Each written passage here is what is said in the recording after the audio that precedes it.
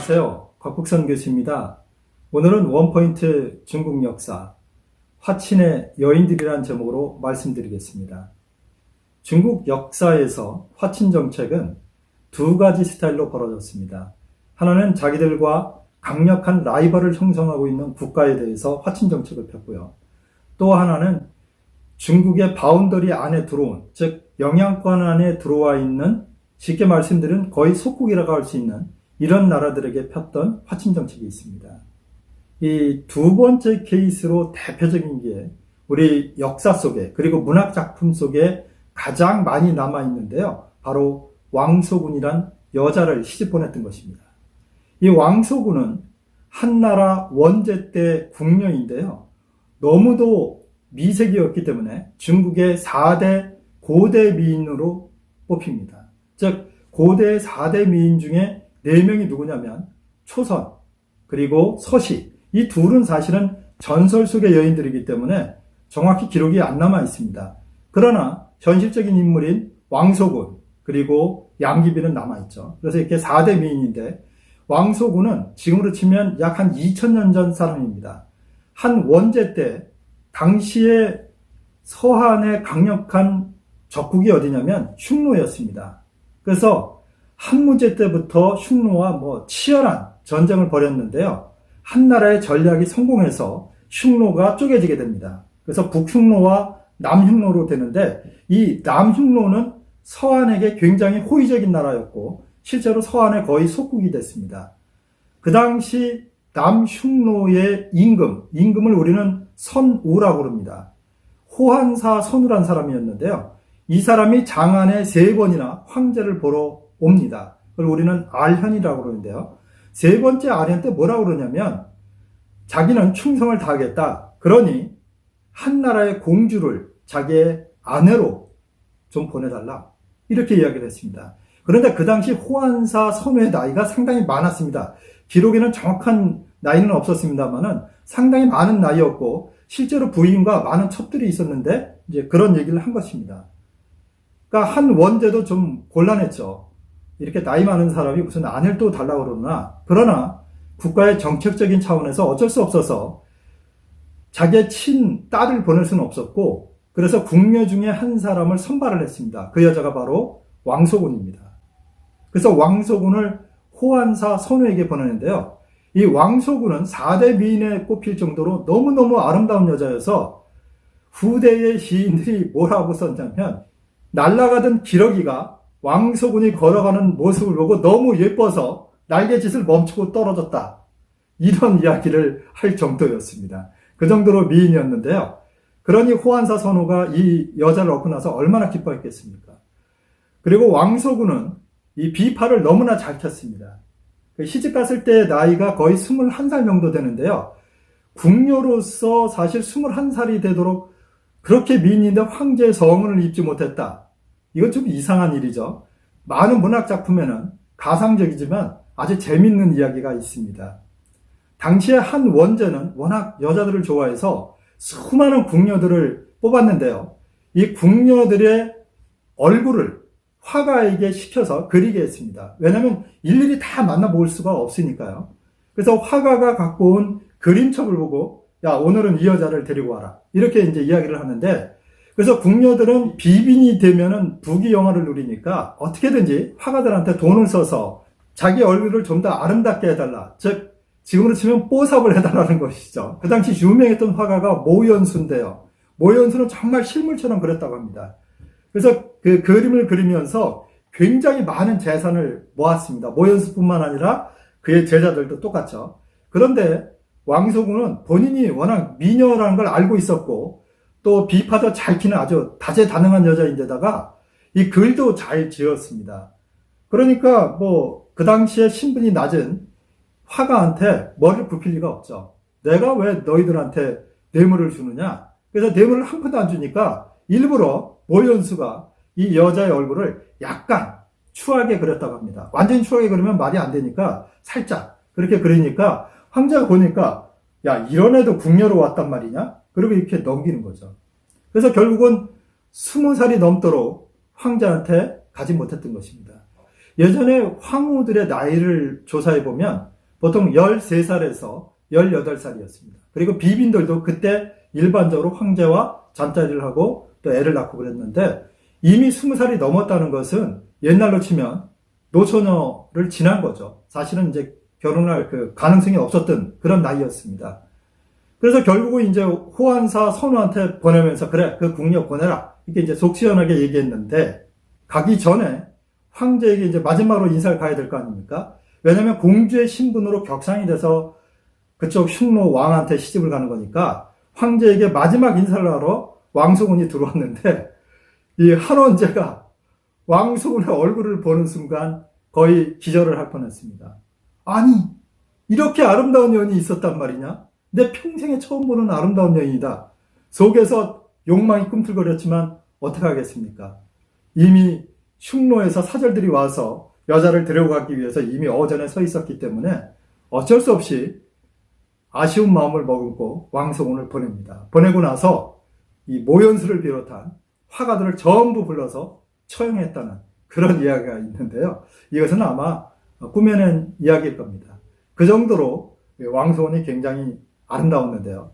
왕소군이 시집가서 이 호환사 선우랑 굉장히 잘 지냈습니다. 비록 호환사 선우가 나이는 많았지만 이 젊은 왕비를 위해서 자기 정성을 다했는데요.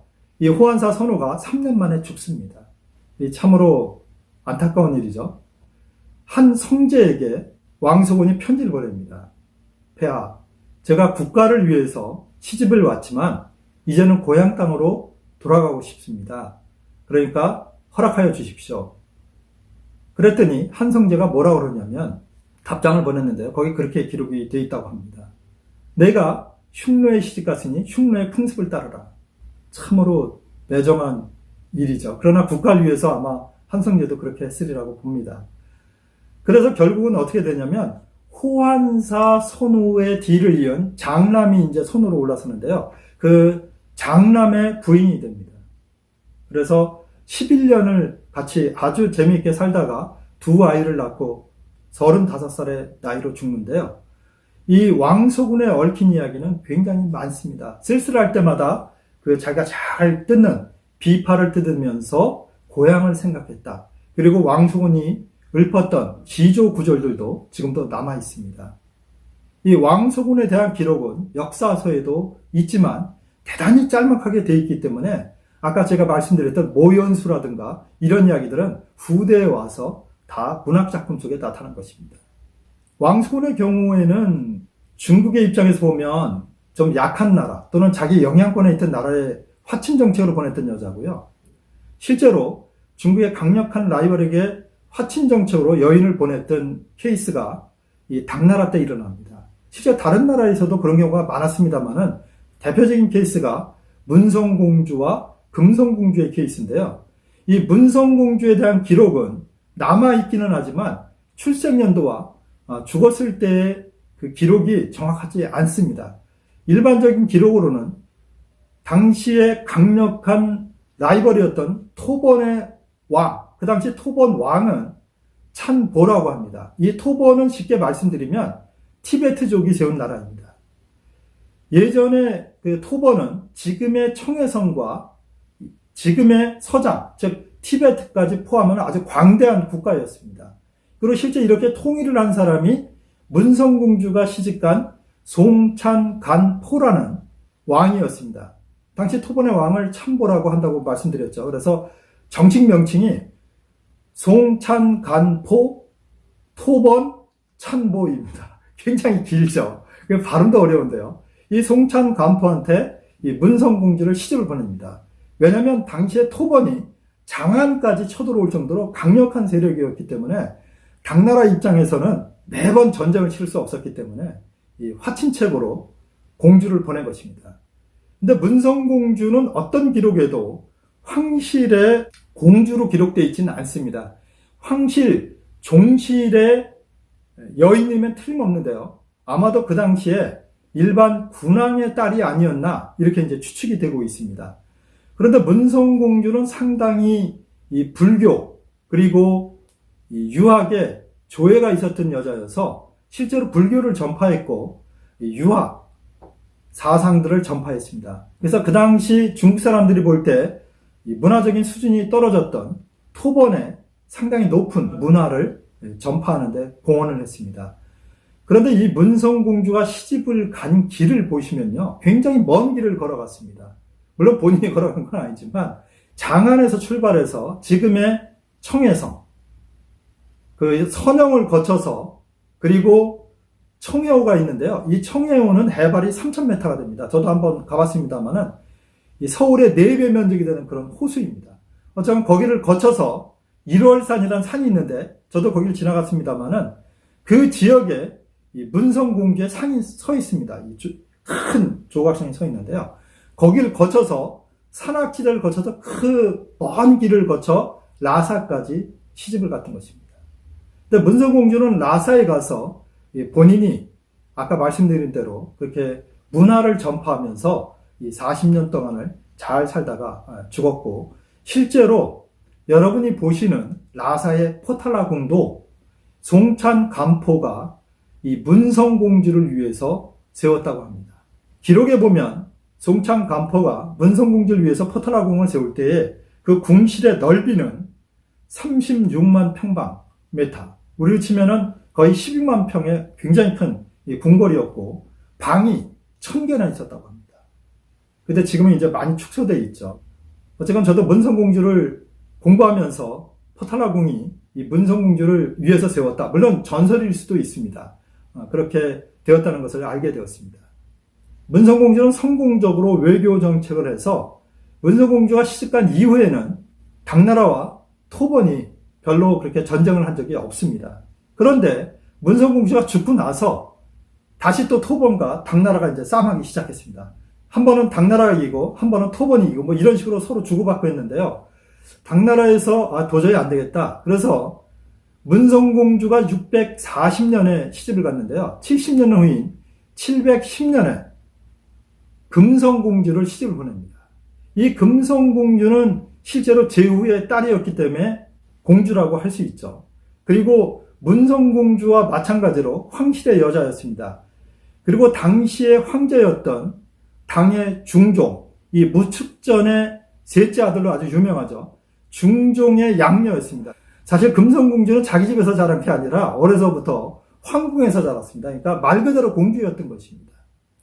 그래서 이 여자를 이제 시집을 보냈는데요. 그 당시의 기록을 보면 이 황제가 가슴이 아팠다, 이런 기록이 있습니다. 왜냐하면 너무 어린 나이에 이제 시집을 보내게 됐던 것입니다. 그래서 아마도 13살에서 한 15살 정도의 나이가 아닐까, 이렇게 보여집니다.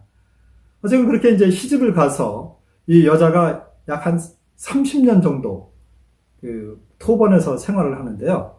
이 문성공주와 달리 금성공주 때는 굉장히 싸움을 많이 했습니다.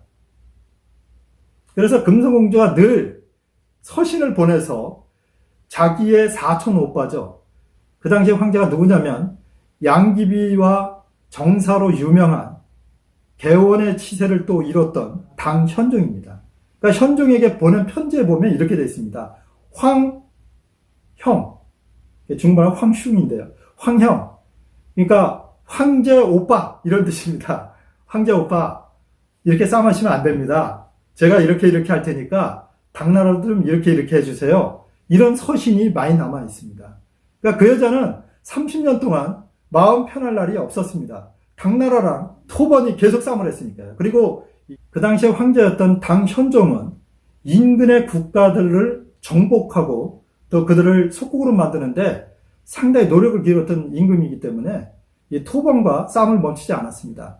우리가 잘 아는 고선지 장군도 이 토번을 격파하러 갔던 적이 있습니다. 이 금성공주는 30년 동안 그곳에서 살면서 항상 마음을 졸였던 것입니다. 이 당나라와 토번이 어떻게든지 서로 외교적으로 평화롭게 지내도록 노력을 했지만 그렇게 큰 성과는 거두지 못했다고 합니다. 그래서 중국 역사에서 보면 이 여인들이 큰 역할을 했는데요.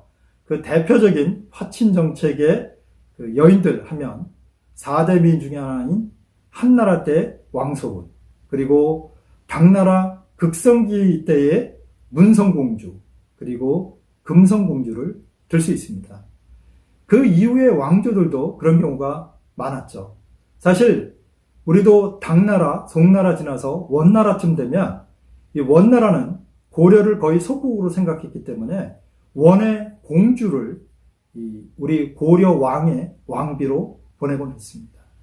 오늘은 중국 역사 속에서 중국의 왕조들이 폈던 이웃 국가들과의 화친 정책 중에서 특히 역할을 했었던 여인들에 대해서 이야기를 드렸습니다. 다음번에는 좀 더 흥미롭고 유익한 이야기로 찾아뵙겠습니다. 시청해 주셔서 감사합니다.